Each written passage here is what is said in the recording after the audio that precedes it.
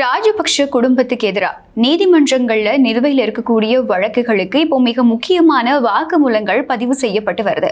இந்த வாக்குமூலங்கள் மூலமா மிக முக்கியமான தகவல்களும் வெளிப்படுத்தப்பட்டு வருது. யோஷித்த ராஜபக்ஷவோட முன்னாள் காதலியான யசாரா அபேநாயக், அது மட்டும் இல்லாம அவங்களுடைய உறவினர்கள் நேற்றைய தினம் நீதிமன்றத்துல வாக்குமூலம் வழங்குறதுக்காக வருகை தந்திருந்தாங்க. இந்த இடத்துல யசாராவும் யோஷித்த ராஜபக்ஷவும் கல்யாணம் பண்ணதுக்கு அப்புறமா குடியேறவிருந்த அந்த வீடை பத்தியும், அந்த வீடுக்கான காசு எங்கிருந்து வந்தது, அந்த காசை கொண்டு வந்து கொடுத்தது யாரு, இந்த வீடை வாங்குறதுக்கு என்னென்ன விதமான நடவடிக்கைகள் எல்லாம் மேற்கொள்ளப்பட்டது அப்படிங்கிற பல தகவல்களை வெளிப்படுத்தி இருக்காங்க. நீதிமன்றத்துல நேற்றைய தினம் வெளியான இந்த வாக்குமூலத்தோட முக்கியமான தகவல்கள் என்னென்ன, இதோட பின்னணி என்ன அப்படிங்கிறத இந்த வீடியோல பார்க்கலாம். இலங்கையின் முதற்தர சுற்றுலா தலம் ரீச்சாவின் மாபெரும் உணவு திருவிழா ஆகஸ்ட் மாதம் 7, 8, 9 மற்றும் 10ஆம் தேதிகளில் மாலை 6 மணி முதல் 10 மணி வரை இன்றைய டிக்கெட்டுகளை பெற்றுக் கொள்ளுங்கள்.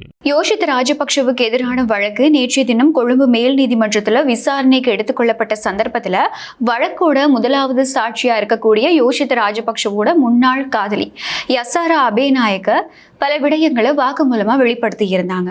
அவங்க வழங்கி இருந்த இந்த வாக்குமூலம் தான் இன்றைய நாள்ல ஒரு மிகப்பெரிய பேசு பொருளா மாறி இருக்கு. இந்த வழக்குக்கு காரணமா சொல்லப்படக்கூடிய தெஹிவலை மிகிந்து மாவட்டத்தில் அமைஞ்சிருக்கக்கூடிய அந்த பிரம்மாண்ட வீட்டுக்கு நான் பல தடவை போயிருக்கேன்.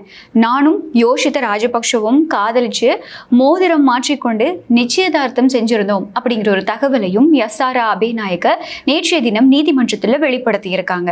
நிச்சயதார்த்தத்துக்கு அப்புறமா நானும் யோஷித்த ராஜபக்ஷவும் திருமணம் முடிச்சு அந்த வீட்டுல தான் குடியேறதுக்கு திட்டமிட்டு இருந்தோம்.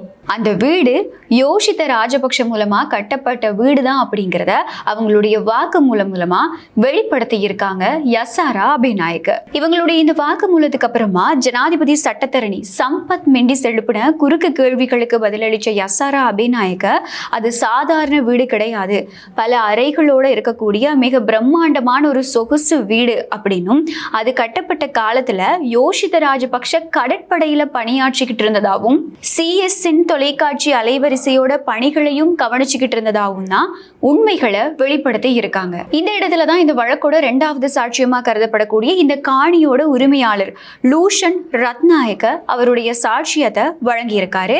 அவருடைய வாக்குமூலத்தை வெளிப்படுத்தி இருக்காரு. அவர் நீதிமன்றத்துல சொல்லும் போது, ரத்மலானை கெக்கட்டிய வீதியில் அமைந்திருக்கக்கூடிய தன்னுடைய 31 பர்ச்சஸ் காணியை விற்பனை செய்யறதுக்காக தன்னோட நண்பரான வசந்தகுமார ஜெயசூரிய கிட்ட ஒப்படைச்சிருந்தேன். அதுக்கப்புறமா அவர் இந்த காணியை வாங்குறதுக்கு ஒரு VIP புள்ளி இருக்காரு அப்படின்னு சொல்லி அவரை கூட்டிக்கிட்டு வந்தாரு. ஆனா ஆரம்பத்துல அவர் யாரு அப்படிங்கிறது எனக்கு சொல்லப்படல. இறுதியா 34.5 பில்லியன் ரூபாவுக்கு, அதாவது 345 லட்சம் ரூபாவுக்கு ராஜகிரியில் இருக்கக்கூடிய ஒரு வங்கியில வச்சு காணி விற்பனைக்கான உறுதி பத்திரம் கையெழுத்திடப்பட்டது அப்படின்னு அவர் சொல்லியிருக்காரு. அதுலயும் அவர் நீதிமன்றத்தில் வெளிப்படுத்தி இருக்கக்கூடிய இன்னொரு முக்கியமான விடயம் என்ன அப்படின்னு சொன்னா, என்னோட வங்கி கணக்குல பணம் வைப்பிடப்பட்டதுக்கு அப்புறமா தான் நான் கையெழுத்து போட்டேன். ஆனா அந்த பணத்தை என்னுடைய கணக்குக்கு யாரு வைப்பிலிட்டாங்க அப்படிங்கிற விவரம் இன்னைக்கு வரைக்கும் எனக்கு தெரியாது அப்படிங்கிற ஒரு விடயத்தையும் அவர் சொல்லியிருக்காரு. ஆனா இந்த காணி உறுதி பத்திரத்துல காணியை வாங்குறவங்க யாரு அப்படிங்கிற பெயர்ல டெய்சி ஃபாரஸ்ட் அப்படிங்கிற பெண்ணினுடைய பெயர் தான் குறிப்பிடப்பட்டிருந்தது அப்படிங்கிற ஒரு தகவலை நேற்றைய தினம் இந்த காணி உரிமையாளர் நீதிமன்றத்துல வெளிப்படுத்தி இருக்காரு.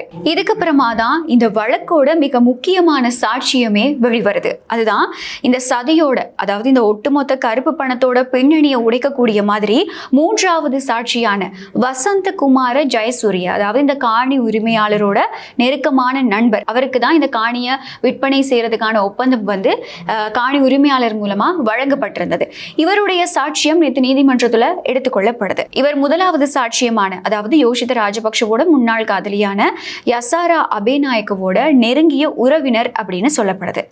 நீதிமன்றத்துல பேசினவர், யசாராவும் யோஷித்த ராஜபக்ஷவும் நிச்சயதார்த்தம் செஞ்சு கொண்டதுக்கு அப்புறமா லூஷன் ரத்நாயக்கவோட இந்த காணியை வாங்குறது தொடர்பா யோஷித்த தன்கிட்ட தனிப்பட்ட முறையில கலந்துரையாடி இருந்ததா அவர் நீதிமன்றத்துல வெளிப்படுத்தி இருக்காரு. அதற்கமையதான் ராஜகிரியில் இருக்கக்கூடிய ஒரு பேங்க்ல இதுக்கான டாக்குமெண்ட்ஸ் எல்லாமே தயார்படுத்தப்பட்டது அப்படிங்கிற ஒரு தகவலும் வெளிப்படுத்தப்பட்டிருக்கு. ஆனா இந்த சந்தர்ப்பத்துல காணியை வாங்குறதுக்காக 34.5 மில்லியன் ரூபாய் பணத்தையும் வங்கிக்கு கொண்டு வந்தது சாதாரணமான நபர்கள் கிடையாது.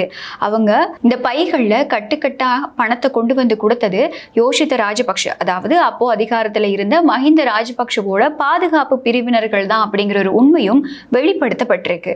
அதாவது மக்களுடைய வரி பணத்தை பயன்படுத்தி இயங்கிக்கிட்டு இருக்கக்கூடிய பாதுகாப்பு பிரிவினரை பயன்படுத்தி தான் இந்த கருப்பு பணம் பரிமாற்றம் செய்யப்பட்டிருக்கு. அது மூலமா தான் இந்த ஆடம்பரமான வீடு கட்டுறதுக்கான காணி வாங்கப்பட்டிருக்கு அப்படிங்கிற தகவல் நேற்றைய தினம் நீதிமன்றத்துல உண்மைகளோட வெளிப்படுத்தப்பட்டிருக்கு.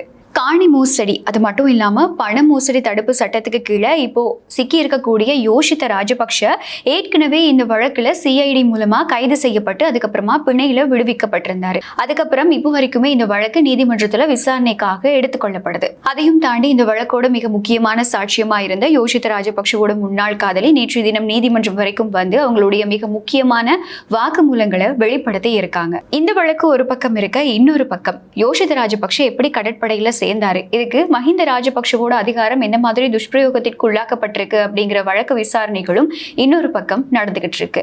இப்போ இந்த பண மோசடி தடுப்பு சட்டம் அந்த வழக்குக்கு கீழேயும் கூட கடற்படையில இருக்கும் போதுதான் இந்த காணி வாங்கப்பட்டிருக்கு, இந்த சொகுசு வீடு கட்டப்பட்டிருக்கு அப்படிங்கிற ஒரு தகவலும் வெளியாகி இருக்கு.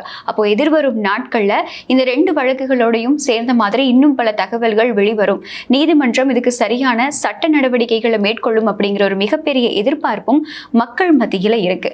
பொறுத்திருந்து பார்க்கலாம். எதிர்வரும் நாட்கள்ல யோஷித்த ராஜபக்ஷவுக்கு எதிராக இருக்கக்கூடிய நிலுவையில் இருக்கக்கூடிய இந்த வழக்குகளோட அடுத்த கட்ட சட்ட நடவடிக்கைகள் என்ன மாதிரி இருக்கு அப்படிங்கிற தொடர்பா இந்த தகவல்கள் தொடர்பா நீங்க என்ன நினைக்கிறீங்க அப்படிங்கிறத கமெண்ட்ல சொல்ல மறக்காதீங்க.